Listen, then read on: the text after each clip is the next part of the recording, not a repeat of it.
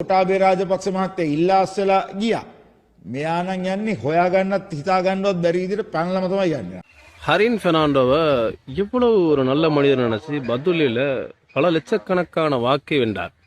ஆனால் இந்த கோத்தாப்பே மகத்தையங்காரு அவர் இல்லாமல் போனார்.